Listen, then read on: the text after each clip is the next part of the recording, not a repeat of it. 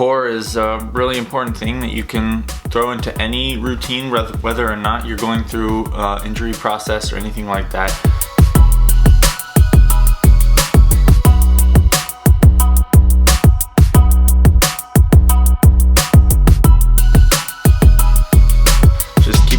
Strong supports all the other muscles that you would commonly think of while running. I mean, your legs and your arms. Your core is really important in keeping you pointed in the right direction down the track, down the cross-country course, but also of supporting all the smaller muscles and helping to prevent injury as well. And it doesn't necessarily mean you have to have a six-pack to have a strong core, but doing some exercises a few times a week can be really good for you. I shoot for 4 to 5 times a week. My routine is kind of as what is about to follow, and I usually go for about 12 minutes. My plank routine is a real mainstay of my whole core routine, and that consists of 45 seconds front plank and then 45 on each side for a total of 2 minutes 15 seconds. And then in between those, to kind of round out that minute, I'll do 45 seconds of pretty much whatever it can consist of, like kickouts, crunches, sit-ups, variety of things, different types of glute bridges and stuff like that. So I'll kind of just take you through one configuration of that 12-minute core routine that I do, and give you a few tips to just make sure you're doing everything pretty properly, or at least as properly as I can do them, just so you get an idea of what I do. So let's get into it. Alright, so I'm going to start here with some crunches or some sit-ups. I like to lock my feet under something, then just go fairly quickly up and really focus on going a little slower on the down, because as you work against gravity there, you're going to have to work a bit harder. And then to get a little bit of a variety in, I will do 5 in the normal direction, and then I'll do 5 to one side, and then 5 to the other side like that. And I'll go ahead and do that for a minute.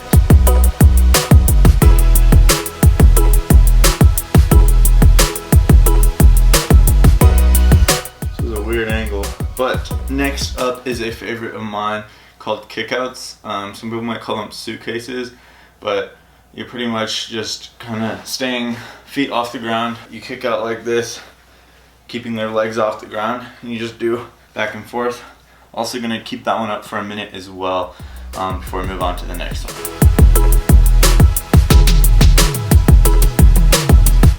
So focusing on the obliques a little bit more, move on to the last one before we jump into the plank series.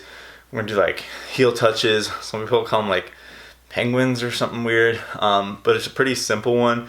It looks really easy, but if you do it long enough, you will start to feel a little bit in your obliques.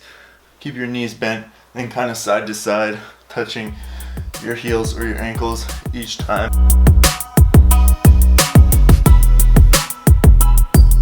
Alright, and so that is 3 minutes into my course, so I like to get those 3 minutes out of the way so that when I hop into the plank series, there's only 45 seconds left after the last one.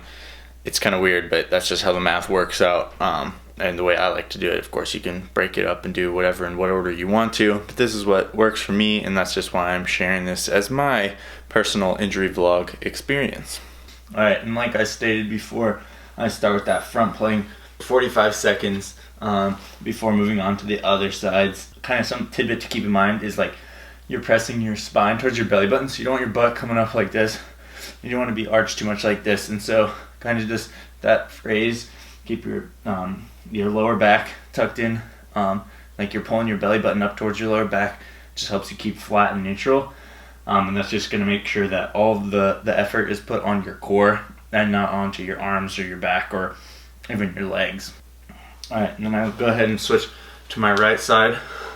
Once I get into position, just kind of making sure that hip stays up and I'm in a straight line.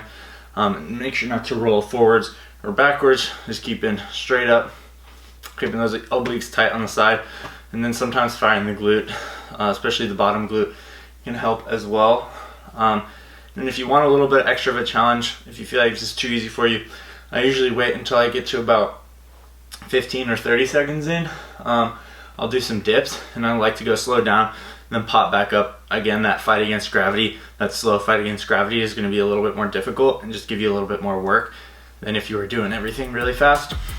And like I said, if you don't want to do any of that, you can just keep it even too. And then once you're 45 seconds to that, switch to the other side. Alright, so having the first plank series knocked out of the way, this is where we get to those 45-second windows in between each series. I'll just kind of freestyle it. There's nothing that I do every time, and there's nothing that I don't do really. For this next one, I'm going to do nose to toes, which is kind of like a crunch, but your feet are straight up in the air, as straight as they can be. You go up to touch your toes, bring your hands down. You don't really have to hit your nose in case you're going to smack yourself, but you go ahead and get close, and that's just kind of making sure you're fully extending that range of motion as you get up into that crunch.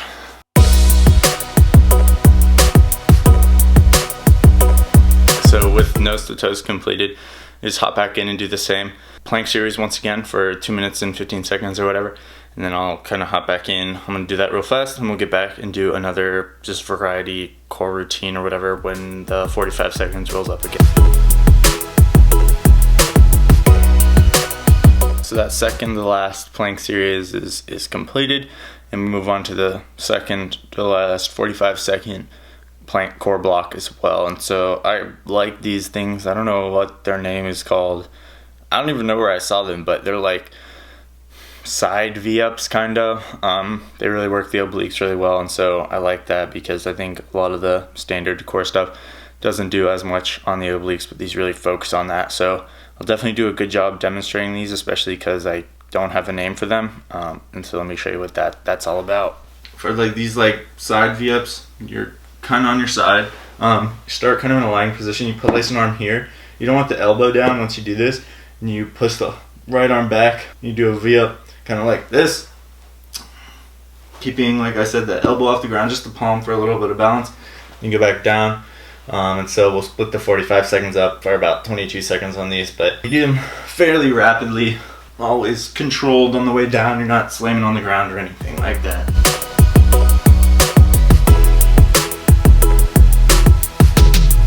So that's completed, and I head back for the last 15 of plank. Let me know if you know what those weird side V-ups are called or something or whatever, but yeah, anyway, plank.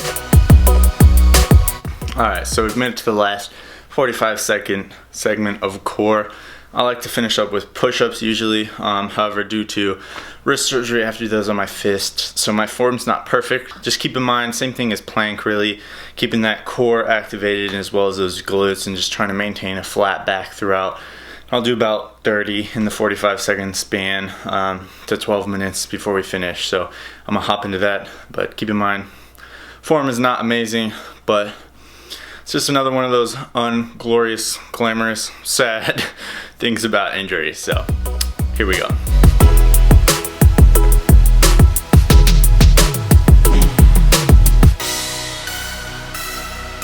Push-ups are hard. Alright, so basically that's my core routine. Hopefully that gave you some ideas of some stuff you might be able to incorporate to your own, whether it's during your recovery from injury process or even just your regular routine, be it that you're healthy, because core is always a good thing that you can work in to just get a little bit more out of your training or get yourself a little bit better, as it can be one of those small things that just makes a really big difference in your running in general. So that's it for today's episode of the injury vlog. I will see you tomorrow for something else that we're cooking up here in Sam's kitchen. So I'll see you later.